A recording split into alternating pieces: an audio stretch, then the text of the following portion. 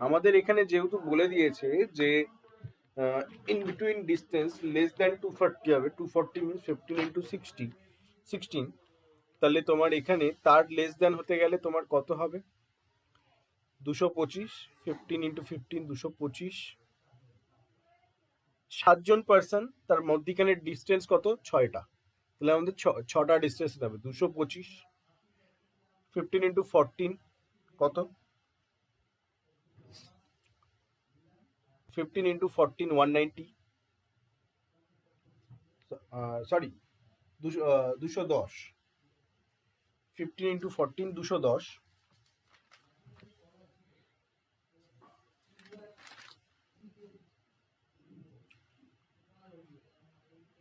210, 15 into 13, 195। 15 into 12, 180। 15 into 11, 165। তাহলে 1 2 3 4 5, আর একটা নেব 150। ঠিক আছে, এবার দেখো, এবার আমরা প্রথমে ব্লুটা নিয়ে দেখব, যেহেতু ব্লুতে বেশি পসিবিলিটি আছে। আমাকে কি বলেছে যে ব্লু এর থার্ড টু দ্য লেফটে রাইটে এ আছে, তাহলে 1 2 এ, আর একটা নিয়ে রাখি ব্লু এর 1 2 এ। এবার কি বলেছে, ই আর ব্লু আর ইমিডিয়েট নেইবার্স, তাহলে একটা ই এখানে দিই আর একটা ই এখানে। এবার যেহেতু তোমার পাজল যত ভ্যাকেন্সি যত বাড়বে পাজলে, তত আমরা কারেকশনের দিকে যাই জেনারেলি। তার জন্য যেখানে আমার ভ্যাকেন্সি ফিল আপ হচ্ছে সেই পসিবিলিটিটাকে আমি নিয়ে এগোবো, যেটাতে ভ্যাকেন্সি বাড়ছেও না কমছেও না সেটাকে আমি আপাতত স্থগিত রাখছি। তাহলে এবার তোমার এটাকে আমি রেখে দিচ্ছি। এখন এখন ওই পসিবিলিটিটা নিয়েই এগোবো। ঠিক আছে, এরপরে কি বলেছে, ইয়ের 345 মিটার রাইটে ইয়েলো আছে, তাহলে ইয়ের 345 মিটার ইমিড 345 মানে কি, মানে পরপর পরপর হবে। তাহলে 180 আর 165। আচ্ছা, 180 আর 165 যদি আমি এখানে বসাই তাহলে আমার 345 আসছে। কিন্তু কিন্তু কারণ এখানে তোমার বলে দিয়েছে সাকসেসিভ ইনক্রিজ হচ্ছে লেফট টু রাইটে, তাহলে সাকসেসিভ ইনক্রিজ মানে পরপর নাম্বারগুলো বসবে। তাহলে যখনই তুমি 180 আর 165 বসিয়ে দিলে, তারপরে তোমার 150 পর্যন্তই তোমার জায়গা থাকছে। তারপরে তুমি কাউকে, যদি আমি 225 ধরে করি, তারপরে বসাতে পারবে না, কারণ 150 হচ্ছে লাস্ট। তাহলে ইমিডিয়েট লেফট হবে, ইমিডিয়েট লেফট আর তার নেইবারের ভেতরকার ডিস্টেন্স হয়ে যাবে 150, তারপরে আস্তে আস্তে ইনক্রিজ করবে। সেই অনুযায়ী আমাদের 225 এর কেসটা হলো না। এবার 225 এর কেসটা যখন হলো না, তখন আমি কি ধরবো, এখন 135। তাহলে আবার ই ব্লু, ঠিক আছে। এইবার 180 আর 165, 345।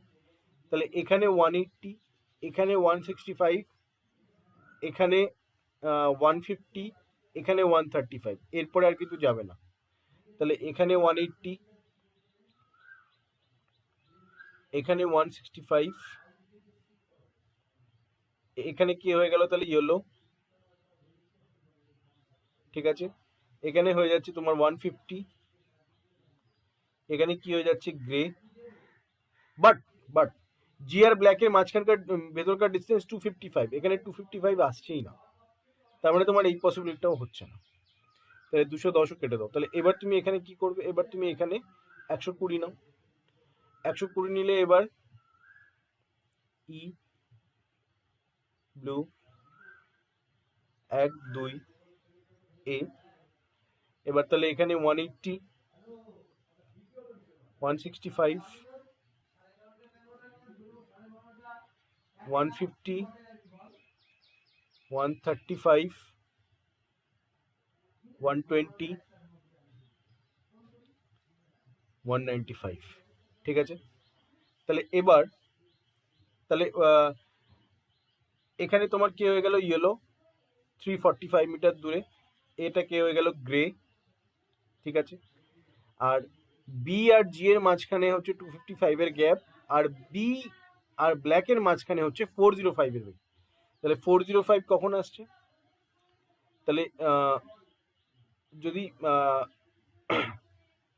120 আর 135, 255 আর 150 মিলে কত হচ্ছে তোমার 405। তাহলে ব্ল্যাক হয়ে যাচ্ছে তোমার এখানে, এটা হয়ে যাচ্ছে তোমার জি, ঠিক আছে। আর বি কোথায় হচ্ছে? বি হয়ে যাচ্ছে তোমার ইয়েলোটা, ঠিক আছে। এটা হয়ে যাচ্ছে তোমার বি। এরপরে কি হচ্ছে? এরপরে বলছে যে পিঙ্ক হচ্ছে এন্ডে বসবে, পিঙ্ক এন্ডে বসছে, ঠিক আছে। এবার K D white, K D হোয়াইটকে বসাতে হবে। এবার কে, যদি ব্ল্যাকে কে বসাই তাহলে ডি আর হোয়াইটকে আমি বসাতে পারছি না। যদি আমি ব্লুতে কে বসাই তাহলে ডি আর হোয়াইটকে আমি সেম মানে ডি আর হোয়াইটের ইমিডিয়েট ভেতরে, মানে এক্স্যাক্ট ভেতরে তোমার হোয়াইটের, কে আর হোয়াইটের এক্স্যাক্ট ভেতরে ডি বসছে। তাহলে কে আর হোয়াইটকে যদি বসাই তাহলে ডি, কে কে এখানে ব্লুতে বসালেও তোমার হোয়াইট আর ডি কে বসাতে পারছি না। যদি কে কে এখানে বসাই তাহলে ডি হোয়াইট তাও হচ্ছে না। কে ডি হোয়াইটের জন্য এই পসিবিলিটিটা হলো না, কে ডি হোয়াইটের জন্য এই পসিবিলিটিটা হলো না। তাহলে 195 ক্যান্সেল করে দাও। তাহলে এবার এখানে কি চলে আসছে? 105। তাহলে 105 যখনই চলে আসছে তোমার এখানে দেখো কি আসবে, ই ব্লু 1 2 এ, এটা 180 180 165 150 135 120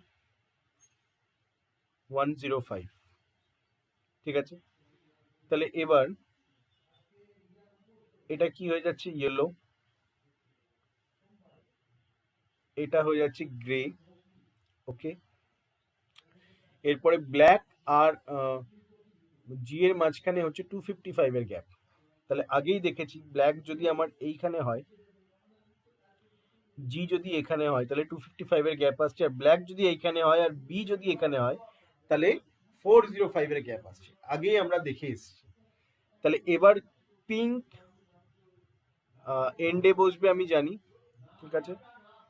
পিঙ্ক যদি এন্ডে বসে, পিঙ্ক যদি আমি যদি ই কে পিঙ্ক বলি, ই কে যদি আমি সাপোজ পিঙ্ক বলছি, এখনো বসাচ্ছি না, বলছি ই যদি পিঙ্ক বলি তাহলে কে ডি হোয়াইট, ঠিক আছে।